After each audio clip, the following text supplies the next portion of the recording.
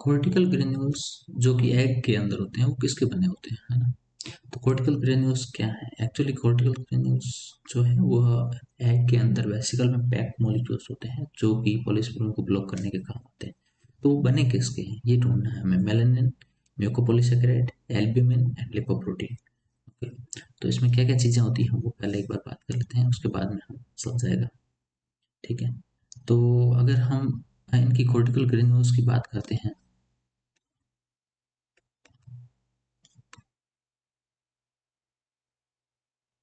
तो इसके अंदर कौन कौन से कंपोनेंट होते हैं। एक तो होता है ग्लाइकोसाइलेटेड कंपोनेंट।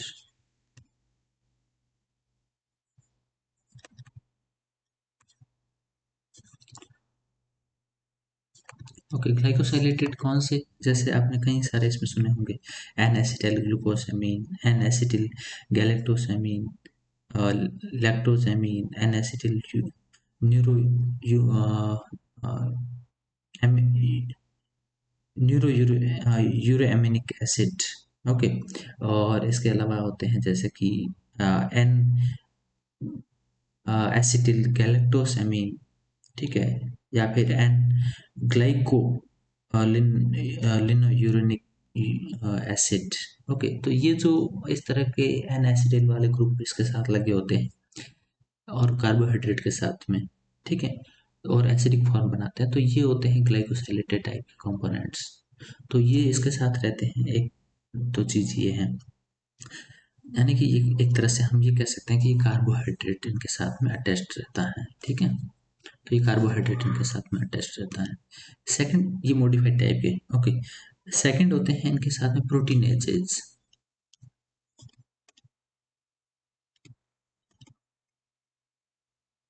प्रोटीनेजेज वो होते हैं जो प्रोटीन को डिग्रेड करने का काम करते हैं, राइट। तो प्रोटीन को डिग्रेड करने का काम करने वाले कुछ एंजाइम टाइप के, ठीक है, जैसे प्रोटीन को डिग्रेड करने वाले एंजाइम आपने सुने भी होंगे, लाइक ट्रिप्सिन। क्योंकि एंजाइम है तो सीधी सी बात है, एंजाइम खुद भी किससे बने होते हैं, किसी प्रोटीन से बने होते हैं। ओके, तो इसका मतलब हम ये मान सकते हैं कि ये प्रोटीन है खुद भी, तो एक तरह का प्रोटीन है, पर स्पेसिफिक प्रोटीन को डाइजेस्ट करने का काम करते हैं। लाइक आपने सुना होगा कि ट्रिप्सिन लाइक प्रोटीनेज, ठीक है, या ZP2 प्रोटीनेज है इनके अंदर, या फिर टिश्यू टाइप प्लाज्मिनोजन भी होते हैं, ठीक है। तो ऐसे कुछ मॉलिक्यूल्स होते हैं जो कि प्रोटीनेजेस कैटेगरी में आते हैं इसके अंदर में, ठीक है। नेक्स्ट होता है, इसके अंदर है ओवोपेरोक्सीडेज।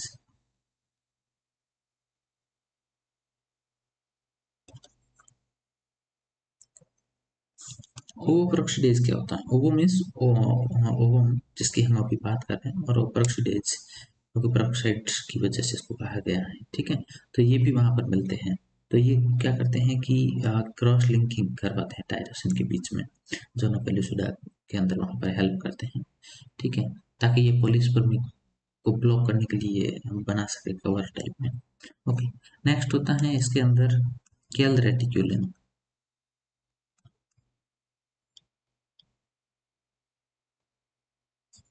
केल रेटिक्यूलिन, केल रेटिक्यूलिन आपने, आपको याद होगा हम पढ़ा भी था कई बार, जैसे कि एंडोप्लाज्मिक रेटिकुलम में होता है, ठीक है। इवन इसके अलावा आप बहुत सारी रिएक्शन में पढ़ते हैं, जैसे कि इम्यूनोलॉजी में भी पढ़ते हैं केल रेटिकुलिन। ओके, तो ये जो केल रेटिकुलिन वहाँ पर होता है, वहाँ से ER से जो है एंडोप्लाज्मिक रेटिकुलम से फिर गोल्गी बॉडी और ऐसे करके ये आगे आते हैं, ठीक है, क्योंकि यह बनता है इसी से है, पर्टिकुलर ग्रेन्यूल्स वेसिकल से बनता है, तो वेसिकल खुद पहले ER से गोल्गी बॉडी से फिर वेसिकल बन के आती है, तो उसके अंदर ये सारे कंपोनेंट होते हैं, ठीक है। तो ये भी माना जाता है कि रेटिकुलन शायद इनके अंदर चेपरॉन की तरह वर्क करता है। चेपरॉन आपको पता है प्रोटीन की करेक्ट फोल्डिंग के लिए रिस्पॉन्सिबल होते हैं। नेक्स्ट इसके अलावा है इनके अंदर एन एसिटिल ग्लूकोसामिनिडेज टाइप के एंजाइम लाइक नेचर वाले भी हो सकते हैं।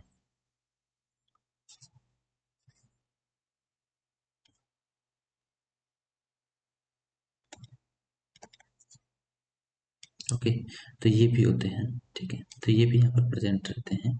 इसके अलावा है P32। P32 प्रोटीन का एक्चुअल माना तो ये जाता है कि शायद इसका पॉलीस्पर्मिक ब्लॉक में कोई रोल नहीं है, बट हाँ उस टाइम ये इसकी क्वांटिटी ज़्यादा देखी गई है, तो ये भी माना जाता है कि हाँ ये भी हो सकता है। ओके, नेक्स्ट है इसके अलावा पेप्टिडिल आर्जिनिन डीएमिनेज।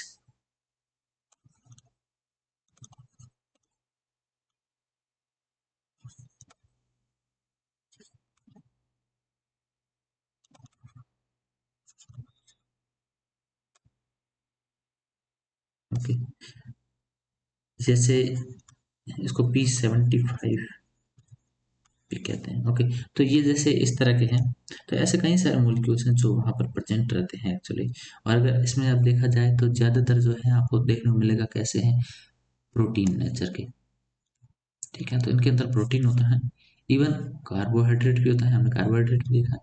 तो हम ये कह सकते, लिपिड नहीं देखा अभी तक। ठीक है, तो प्रोटीन और कार्बोहाइड्रेट का कॉम्बो होता है एक्चुअली कॉर्टिकल ग्रेन्यूल्स।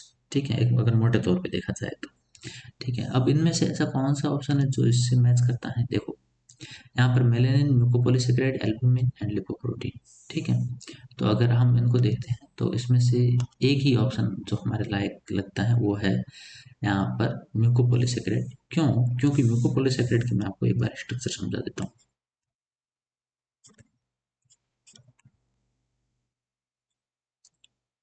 यह खुद भी किससे मिलकर बना है? Muco plus polysaccharide. ओके, तो अगर आप इसको समझोगे तो आपको पता चलेगा प्रोटीन प्लस कार्बोहाइड्रेट। ओके, तो ये है, इसका मिलकर बना होता है प्रोटीन प्लस कार्बोहाइड्रेट। ठीक है, पॉलीसेकेराइड कार्बोहाइड्रेट है आपको पता है। ठीक है, तो ये दोनों चीज़ों से मिलकर बनता है, इसके नाम से पता चलता है। ओके, तो ये जो मॉलिक्यूल है ये एक्चुअली होता क्या है, जो म्यूकोपॉलीसेकेराइड है, अगर आप इसके बारे में आपको पता है तो आपको ध्यान होगा, इसको गैग भी बोलते हैं कि बहुत इंपॉर्टेंट होता है ये। और बैक्टीरिया के अंदर होता है तो वहाँ पर ये इसको बोलते हैं गैग। गैग क्या होता है? ग्लाइकोस एमिनोग्लाइकेंस। ग्लाइकोस एमिनोग्लाइकेंस।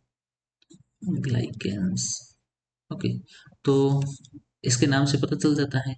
ठीक है, एमिनो ग्रुप भी हैं, ग्लाइको फॉर्म है और ग्लाइकेंस भी हैं इसके अंदर। तो इससे हमें पता चल जाता है कि ये एक तरह का क्या है, प्रोटीन प्लस कार्बोहाइड्रेट का कॉम्बो है। यहाँ से भी आपको पता चल सकता था, अगर सीधे नाम से पता नहीं चलता था, इससे देख के भी पता कर सकते थे। ठीक है, तो अगर इनकी स्ट्रक्चर देखते हो तो आपको बहुत सारी फॉर्म दिखाई देगी, जैसे कि एन वाले फॉर्म में जो दिखती है, तो इसलिए हम कह सकते हैं कि एक तरह के यह म्यूकोपॉलीसेकेराइड है। तो कॉर्टिकल ग्रेन्यूल्स क्या है? एक तरह के म्यूकोपॉलीसेकेराइड। तो इसका आंसर क्या हो जाएगा? सेकंड।